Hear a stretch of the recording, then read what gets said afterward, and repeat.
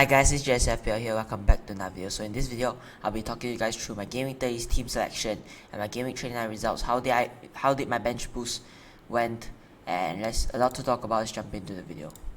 So in game week 29, I scored a total of 100 points, which it was a good game week for me. I did get a very good green arrow, as you can see here. The bench boost was active, and I think it was kind of successful with Gordon left to play.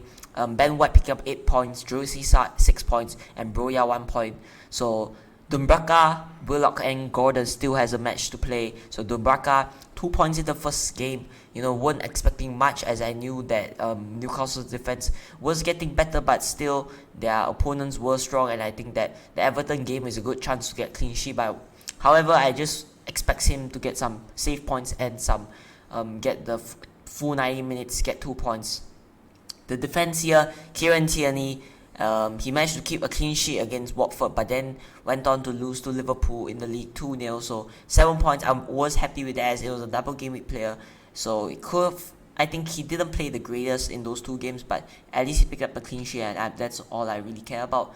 Rudiger here 5 points, and Chelsea did get the clean sheet. So 5 points for 5 points for Rudiger. He got the clean sheet. I believe he got a yellow card in that game as well. So it was a tough game, but I think Chelsea really just controlled the pace of that game. So great, 5 points. Really happy with that. Next is Trent Alexander-Arnold, as they played Brighton and Arsenal, getting the clean sheet in both of those matches. So it was really happy to see Trent, getting a lot of points. But one thing that was shocking is that he did outscore Mohamed Salah. Mohamed Salah only scored 10 points, as he only played one of those games. He did come on against Arsenal, but for those who did triple captain him, it wasn't the best time to triple captain him, as he only got 10 points, and I think he was not the best triple captain to use. Next here in midfield is Bukayo Saka. Now 5 points, could have got a lot of more points, as he did have a lot of fairly decent chances in the game against Leicester especially, and he did pick up 5 points. He did get the clean sheet against Leicester, but didn't manage to get anything against Liverpool, as Liverpool is a very strong side. Next year's Rafinha, now 5 points, an assist, and it was not relatively the best performance from Rafinha, but at least he got the assist, 5 points, and I'm really happy with what he managed to produce against Norwich. And lastly, midfield, Willock. Now I didn't expect Willock to at least not even make the team. I think there was some injury, or he was sick or something, but I think he's now fit to play the Everton game, and hopefully he can return to get some couple of attacking returns. And in the forwards, we have Che Adams. Now Che Adams, 5 points. He did get an assist, and not really the best result. The best I was looking to see from Che Adams against Watford, by Southampton underperforming and losing to Watford and scoring only 1 goal. So it wasn't the best game for Southampton, and I think their form has dropped recently. And lastly is Harry Kane. Now he just played superbly well. He scored a penalty against Man United and scored a goal against Brighton. So it was just a really good performance. I was talking to captain him, and I said I think that the fixtures were better, but still Mohamed Salah, I did end up captaining him. Moving on to the benches, GW30 6 points. He did get the clean sheet against Everton. Everton were poor in that game, but they had a couple of chances to score. And first on my bench is Ben White. Now 8 points. Really happy with what he managed to produce. He did get some bonus points as well. So 8 points. He got clean sheet against Leicester. It was a good clean sheet. He did make some really good clutch saves, and Ramsdale did pick up some saves also to help Arsenal get the clean sheet. So really happy with that. Gordon here, second on my bench, now 2 points. Everton didn't get anything against Wolves, but they still have a game against Newcastle, and hopefully Gordon can at least make it to the starting 11 and hopefully get some attacking returns. Lastly, Broya. Now I was playing the bench boost with a lot of players that could get rotated: McDoherty, Gordon, Willock.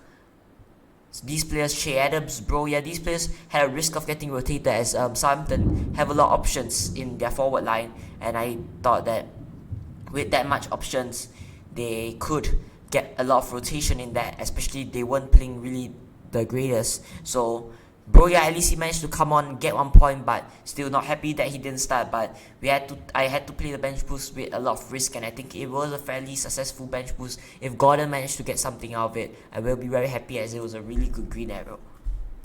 Moving on to the transfer for Game Week 30 is a blank game week, only 8 teams playing, 4 matches going on, and one of the players I really want is Harvey Barnes. Now, Harvey Barnes, I really either wanted a Leicester player, as they were to get a lot of reschedule fixtures. They still have a lot of fixtures to get rescheduled, and I think they doubled in 33, one of the better fixtures in Game Week 3 double, and they play Brentford this week at home, and I think it's a very good fixture to target James Maddison and Harvey Barnes. I was considering between these two players, but I think Harvey Barnes is the more explosive one, playing the wings, and who's been proven more this season. I think Maddison did had some times to prove, but he's been more consistent, Harvey Barnes, in the couple of weeks, and I think that I like him more than Maddison. I feel like he's a better option, more explosive, cheaper as well, and as Maddison is coming back from an injury, so we don't know if he will start or not with Tillemans, Deuce, Bryn Hall, and Wilfred Ndidi in that midfield. We don't know who's going to start, as I think the wingers are safer options, as the forward line for Leicester, there are lesser players. A lot of players have been injured, so I think Barnes is a great player to bring in. It's a great differential as well, so let's jump into the Game Week 30 team selection.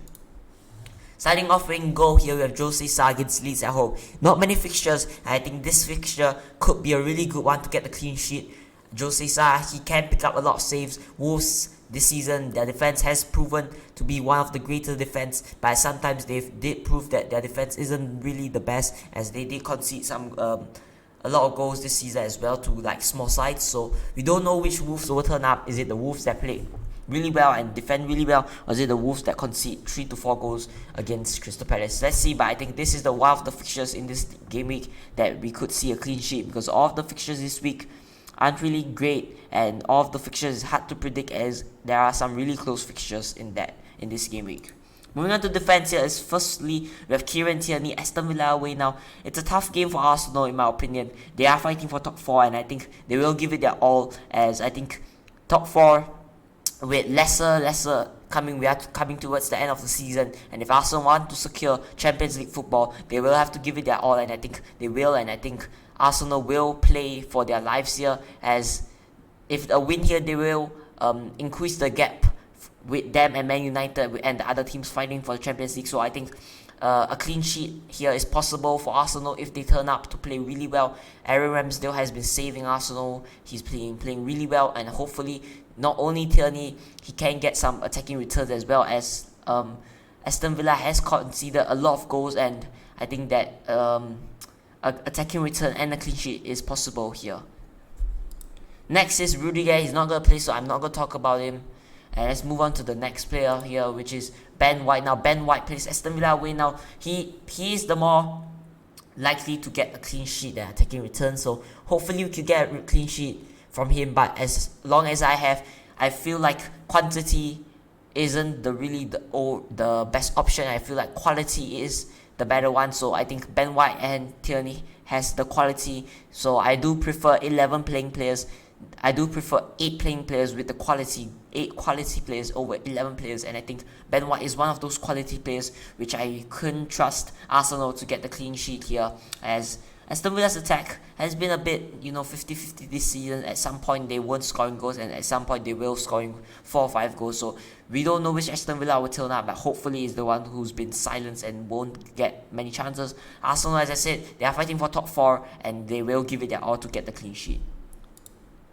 And lastly, here's Matt Doherty. Now, he does play this week against West Ham, another close match this week. West Ham at home. West Ham, I think they will be tired, especially after their European League game against Sevilla. So I think that they will be tired, and hopefully Matt Doherty will Tottenham, they have been playing well for the past few weeks, getting the clean sheet against Brighton, and of course losing to United, but that loss against United was just a really good game for Cristiano Ronaldo, and you can't do anything when Cristiano Ronaldo turns up. So that was a game where we could say there was a reason not to get the clean sheet, especially United is a strong attack. But Matt Doherty now, West Ham, they are also fighting for top 4, but I think Tottenham will need this win more, and I think for the race for Europe. I think Tottenham will play well, and I think Matt Doherty has been really explosive in the right